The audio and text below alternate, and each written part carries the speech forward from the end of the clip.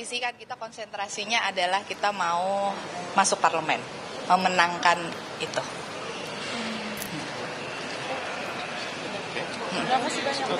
Terima kasih. Sis. Sis di PSI jabatannya sebagai apa ya, Sis? Saya Direktur LBH PSI. Direktur LBH PSI. Boleh ini saya ada. Anda bergabung di Breaking News Kompas TV, Saudara. Tadi yang baru saja Anda saksikan sedikit pernyataan dari Direktur LBH PSI, Francine, yang memberi komentar sebelum Mahkamah atau Hakim Mahkamah Konstitusi ini akan membacakan putusan perkara uji materi syarat calon presiden dan wakil presiden dalam Undang-Undang Nomor 7 Tahun 2017 tentang pemilu, Saudara. Saat ini seperti informasi yang sudah terus digulirkan sejak beberapa waktu terakhir, MK sedang menguji pasal 169 huruf Q Undang-Undang Pemilu yang diajukan sejumlah pihak, Saudara. Nah, ini adalah gambar terkini dari dalam ruang sidang Mahkamah Konstitusi yang dijadwalkan seharusnya pembacaan putusan perkara uji materi syarat calon presiden dan wakil presiden ini akan dibacakan pada pukul 10 waktu Indonesia Barat. Sementara ini adalah kondisi di luar mahkamah atau di luar gedung Mahkamah Konstitusi. Kepolisian terus berjaga karena memang ada beberapa informasi yang menyebutkan masa ini akan menunggu dan menanti di area gedung MK bagaimana putusan dari 9 hakim Mahkamah Konstitusi yang akan memutuskan Undang-Undang Nomor 7 Tahun 2017 tentang pemilu hari ini. Beberapa hal atau permohonan yang diajukan, Saudara, adalah agar Mahkamah Konstitusi mengubah syarat minimal usia capres dan juga cawapres dari 40 tahun menjadi 35 tahun.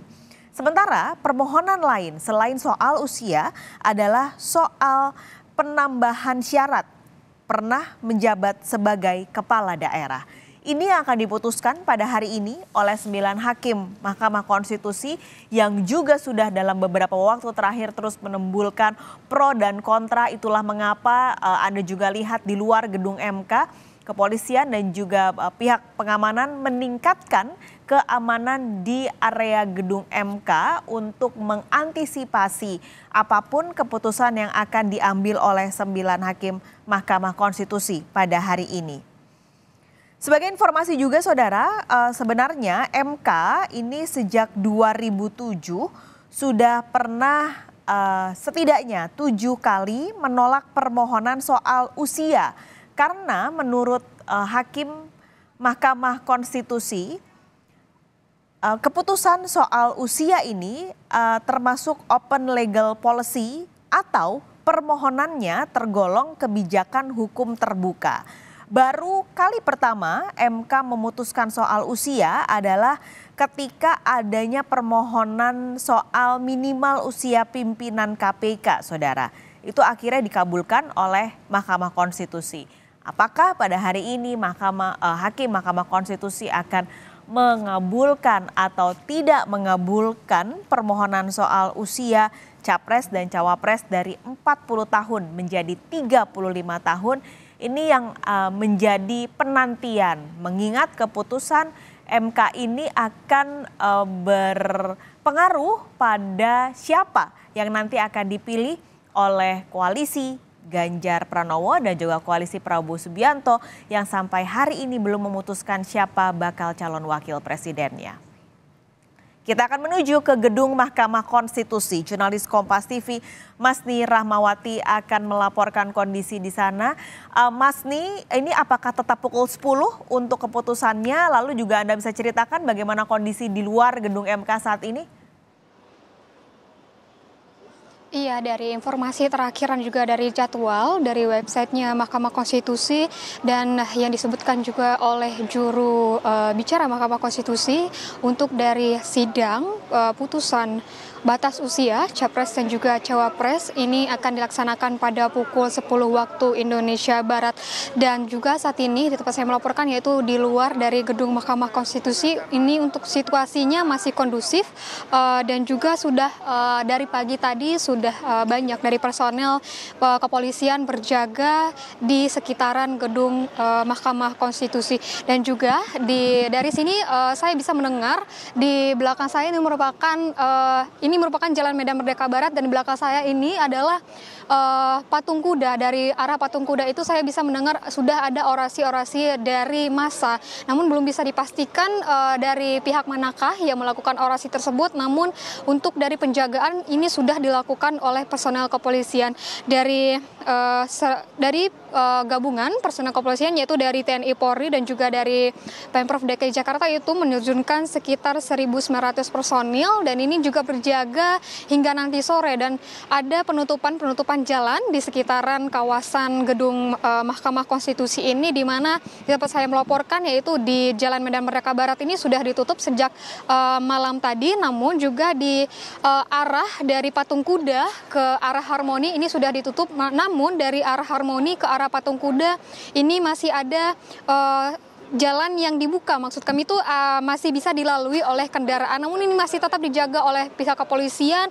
Dan juga ada beberapa jalan lagi yang ditutup, yaitu Jalan Medan Merdeka Utara, Jalan Veteran 1, Jalan Veteran 2, dan juga Jalan Veteran 3, dan ini penutupan hingga sore hari.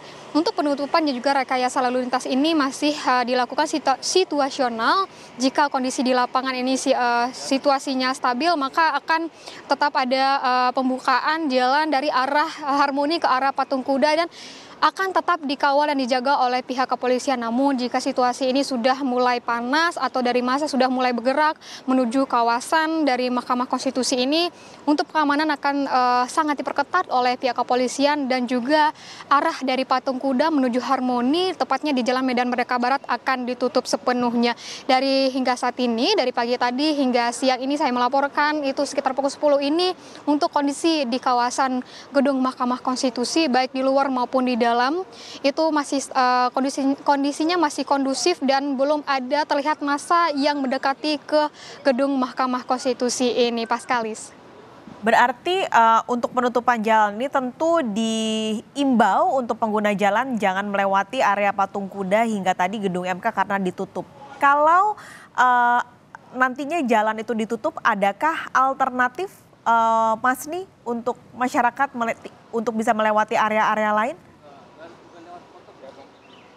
Iya, tadi dari pagi kami sempat memutar jalan saat kami ingin menuju gedung Mahkamah Konstitusi ini. Kami tadi dari arah patung kuda ini bisa juga digunakan oleh masyarakat, yaitu dari arah patung kuda bisa menuju ke arah Medan Merdeka Selatan, dan nantinya akan ada petugas yang mengarahkan ke sana. Jika ingin ke arah Harmoni, berarti dari pengguna jalan bisa memutar terlebih dahulu ke arah Medan Merdeka Selatan, yaitu nanti akan menuju ke Medan Merdeka Timur, dan nanti akan dari Medan Merdeka Timur ini akan diarahkan oleh petugas untuk menuju ke belakang istana. Dan nantinya ini akan situasional, tetap situasional jika dari kondisi kondusif ini akan dibuka di bagian seberangnya Mahkamah Konstitusi, yaitu dari arah Harmoni menuju arah patung kuda ini masih tetap terbuka, namun tetap dijaga oleh pihak kepolisian. Paskalis.